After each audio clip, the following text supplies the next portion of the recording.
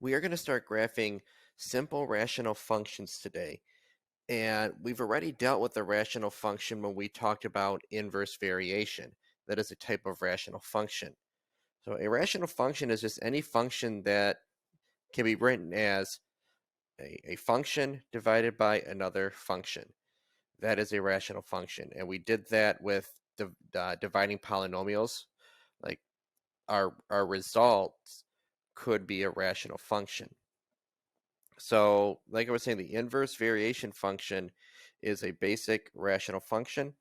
Um, and we have a new word called asymptote. And an asymptote is a line that a function approaches but never crosses. So down here we have the graph of y equals 1 over x. And the term for it is called a hyperbola.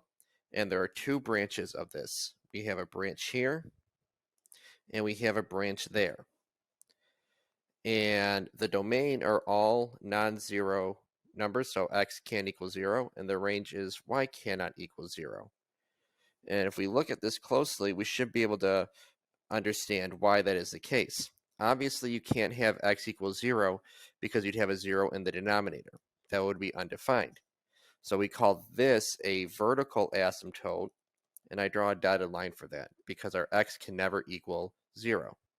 Now, our y can never equal 0 as well, because if you think about it, if I have 1 divided by any number, that answer is never going to be 0. 1 divided by 12, 1 divided by -5, 1 divided by something will never equal 0. The only way for a fraction to equal 0 is if the numerator is equal to 0. So those are the two asymptotes. Those are the two lines that the graph will get close to but never touch. Now, all rational functions in this form, a over x, which was at inverse variation, will have the same asymptotes, the same domain, and the same range. So what I want to do is I want to go through and graph, this function so you can kind of see the process and how we get everything. So we have the parent function y equals 1 over x. Our VA is going to be x equals 0, and your domain is x cannot equal 0.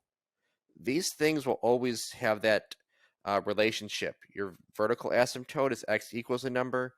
Your domain is x can't equal that same number.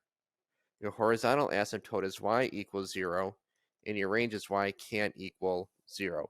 Again, you will always have that relationship. Let's graph those asymptotes.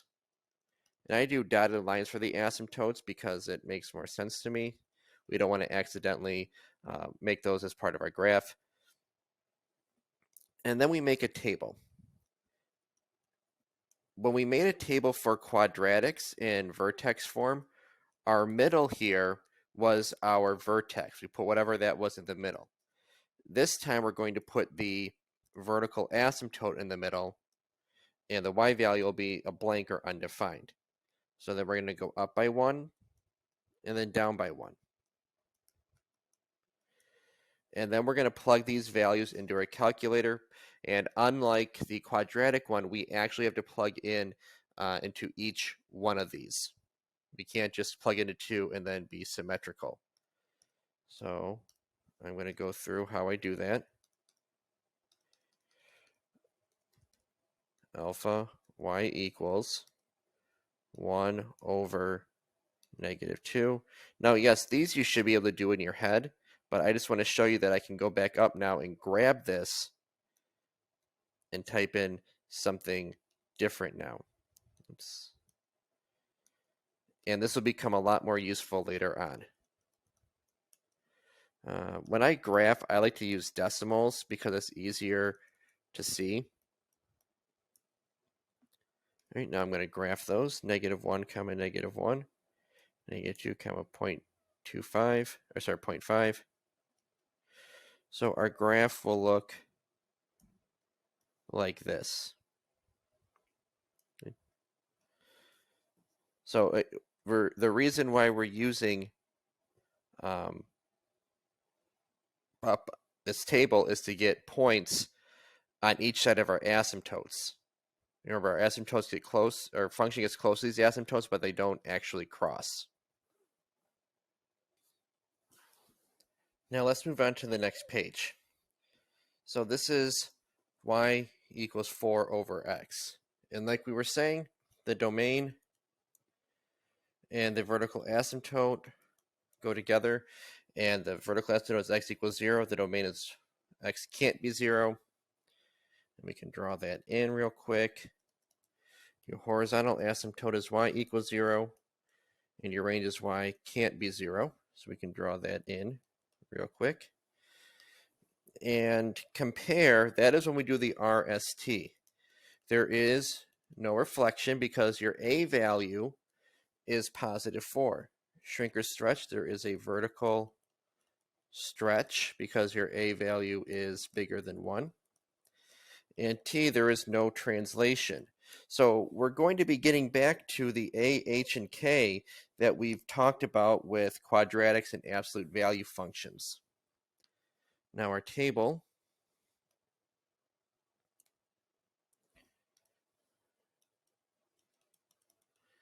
our vertical asymptote will go in the middle. And then we go up by 1 and down by 1. And then we plug those in. 4 over negative 2 is negative 2. 4 over negative 4, or sorry, 4 over negative 1 is negative 4. And then we get those values. So 2, negative 2. So you'll notice that this one is a lot wider, I guess you could say, or that it doesn't get as close to the origin as the other one did. And when you're graphing, again, you want to be very careful not to touch or cross your asymptotes. So that's what this graph would look like. So down here, I want you to try this one. It's the same thing, except it's going to be negative 4. So pause the video, try this one, and we'll talk about it once you're done. So you'll notice that with this one, it was a reflection of the previous problem, which it should make sense because we know that when our A value is negative, then we have a reflection. So these were simple inverse variations. Now we're going to be translating them on this page. So it might be helpful to think of it as this, like this, because we know what H does, we know what K does. We know that H is our horizontal shift, and it's the opposite of what you see. So x plus 3 means that we're going to be shifted to the left 3. So you can say x equals negative 3 as your vertical asymptote.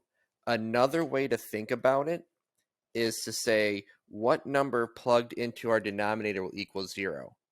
That will be a better way to think about it when we get to more complicated rational functions. So I'm going to start using that thought process as opposed to shifting left 3 when getting the vertical asymptote.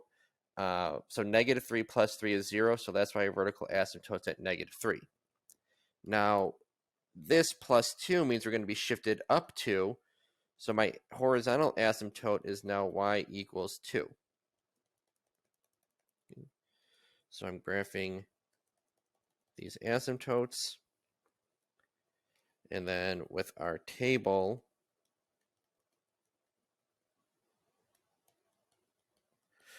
it's going to be negative 3 in the center.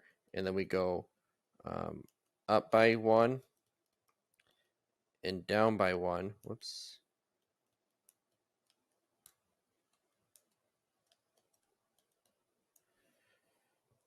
And then when we compare there is a reflection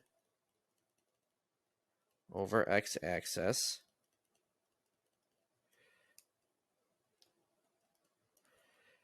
Shrink or stretch, we have a vertical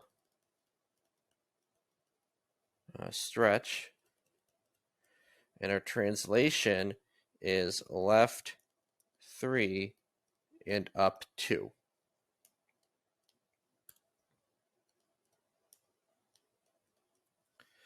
So let's plug those into our calculator. And again, this is when I want to do what I showed you guys earlier. So alpha y equals -6 over x, so -2 plus 3, and then plus 2, and I get -4. And then I can just go back up and grab this and change that -2 to a -1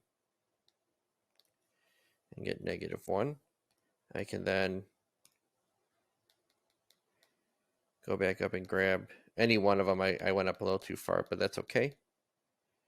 -4. And then I'm going to plug in -5.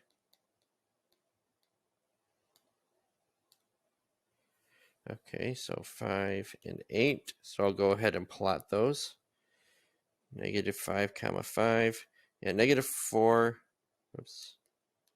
1, 2, 3, 4, 5. 1, 2, 3, 4. Oh, I graphed my red line incorrect.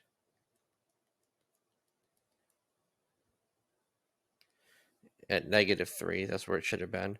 It's okay if we go off the graph a little bit. It'll look like that. And then -2, comma -4. And it looks like this. So that is our graph.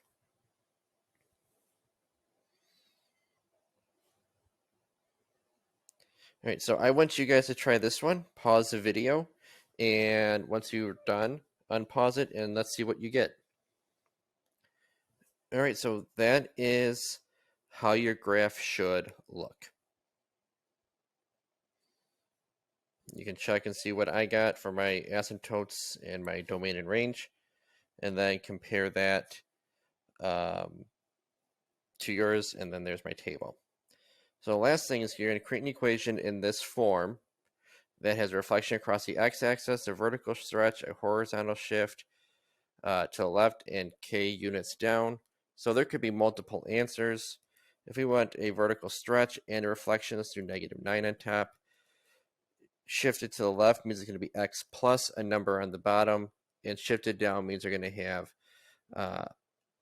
minus a number on the outside. Okay, so make sure you're able to explain in words why this equation fits those constraints. So, so these were graphing some simple rational functions. It's really not that difficult, but it can be a little bit tricky plugging things in your calculator. So thank you for watching. Make sure to like the video and subscribe.